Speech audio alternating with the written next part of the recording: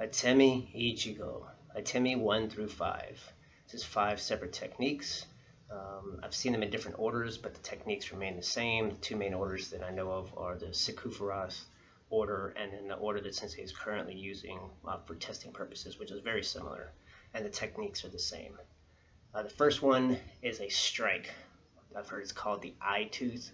It's just right underneath the jaw, not the center line, not quite halfway down, about halfway between the center, right underneath where the bone is on either side. And it's a strike straight up into that point. Now I've seen traditionally used it as the thumb, and you kind of pull the thumb back and make sure you have a straight line here to reinforce that. And I actually can hit pretty hard with that. Only problem is if that's off at all, you're going to do a lot of damage into the hand. And also my thumb, for myself, like I'm double jointed, so my thumb doesn't actually, it's hard for me to keep that straight. So I just use my pointer finger. And this is often done not just as a straight punch, but from a gi, either on purpose or even by accident. It's kind of a judo cheat, but you can imagine you're in kumikato, you're wrestling with somebody, you're holding the gi, and through the gi, you're striking up into the chin. A lot like Suigetsukan Shime, where you have, under judo rules, I'm going into the throat, but I can't put my bare hands on someone's neck, so I'm going through the gi. Same idea. So you can do this from a strike. We traditionally practice it from kumikato, and I'm not just going to go straight up into the neck, although you can. I'll often kind of step back and pull them. We're wrestling around, and I kind of step back to kind of pull them forward and expose the chin. Not so much straight down, but a step back. Maybe they're pushing me already, and I pull them, and I go straight back in to the chin. Good way to practice this. I've just rolled up the egg crate I have in my bed. You can get a carpet, something like that. I've just rolled it up, put a broom inside of it, and a belt around it to give it some form and some shape. If you have a heavy bag at home, that would probably be ideal. I'll just wrap the gi around the heavy bag. But I'm trying to make videos that people can do at home with whatever they have. So I've just wrapped this up. I put the gi around it, and I'm practicing stepping back and punching. Stepping back and punching. And that is number 1.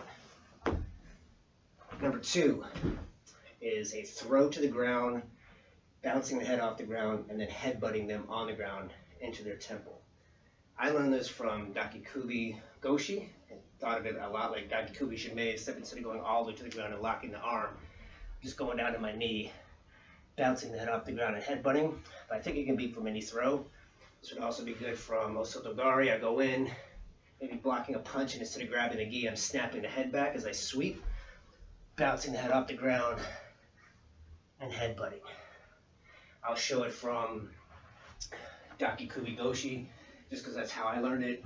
And also the video for Dakikubi Shime may break down this transition from throwing to the ground a little bit easier. All right. Imagine that punch is coming. I'm blocking and using my fading to set up the kazoosh. I'm not stopping that punch. I'm redirecting it, throwing, and then as I come around, instead of going all to the ground, I'm just going to go onto my knee, and I'm going to let go of the back of the neck. As they start to fall, I'll put my hand on the head to force the head into the ground, and follow up by grabbing the head, turning it to the side to make sure the temple is exposed, and headbutting the temple. Again, with the hard part of my head against the soft part of their head. And be careful not to do at the bridge of your nose or between your eyes to a hard part of their head. I want to make sure to turn the head, expose the temple, and use the hard part of my forehead into the temple. Again, blocking, throwing, forcing the head down to bounce it off the ground, catch it, turn, and headbutt.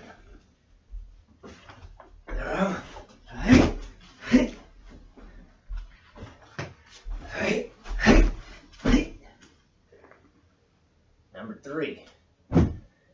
This is where the orders vary a little bit. Both of the lists that I mentioned before, that's the first and second technique. On the Suigetsukan version, the third one is a neck strike, strike to the occipital lobe into Uki Otoshi, which is number 5 on Sensei's list for testing purposes. So let's go to that one. Number 3 on Sig's list and number 5 on Sensei's list, Sensei Mike's list. Again, I'm setting this up, just put a roller inside of a gi. Give myself something a little bit higher up so I don't have to hold it. If I had a desk that was a little higher, that would be ideal, but you get the idea. So if somebody's throwing a roundhouse punch, I'm not just blocking. Again, it's a little bit of that fading motion. I'm going to set up two things. As I fade, I'm going to strike the neck. I'm using the bone on the side of my arm, right across the side of the neck, the mastoid. Striking at a 45-degree angle, not straight back and not sideways, but as I block that arm and fade, I'm shooting 45 degrees against the neck. It's hard to see with the video and the camera setup, but my foot is also setting up for Uki Otoshi. As I block, I'm turning my foot sideways and stepping across their center line and striking all at once. So the block and fade sets up the strike, and I'm lifting my leg in an exaggerated motion so you can see me turning my foot and stepping across my center line. Block, strike, and step, and I pull straight back, make a cupping motion and pull straight back into the occipital lobe, make a circular motion with that back foot, pull and throwing them over my leg, Uki Otoshi. I won't break down Uki Otoshi too much, you can see a separate video on that for Suigetsukan Uki Otoshi. Imagine I got the block, fading, stepping, striking, curling that back leg back, strike, pulling for the throw. Fade, strike and step, turning my foot to the side to set up Uki Otoshi, pulling straight back in as I wind this foot around to set up that throw. Hey, hey.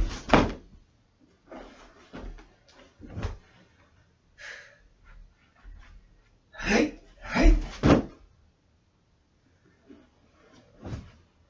All right, number 4 on 6 lifts, which is number 3 on our current version for testing purposes, is sort of a half Denko.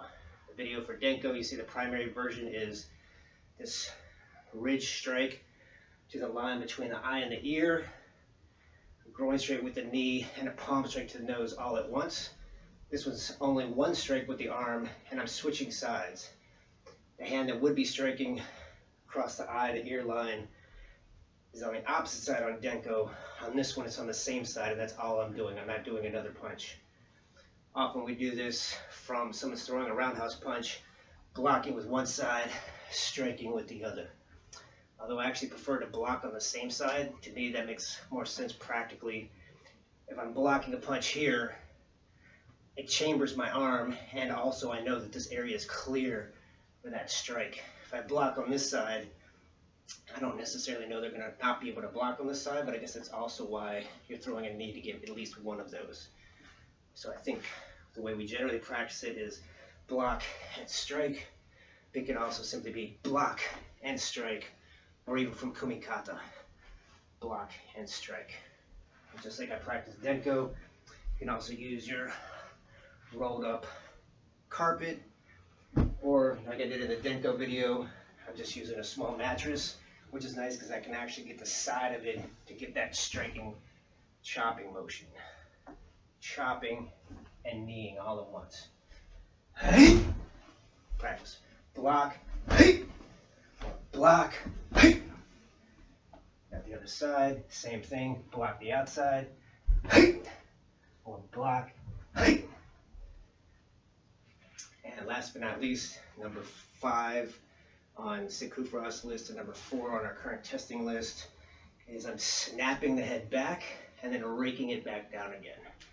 The idea being sort of a palm strike, driving the nose and the head back, pointing the eyes straight up, making a claw, digging into the eyes, and then pulling back down again. So snapping up and pulling back down. Nice way to practice this is that same little mattress that I've got, because now it's got a top ledge that I can feel myself pulling on. I'm going to strike upwards, grab, and pull down. Hey, hey, hey, hey. Hey, hey! Good luck practicing Atemi, Ichi, go at home.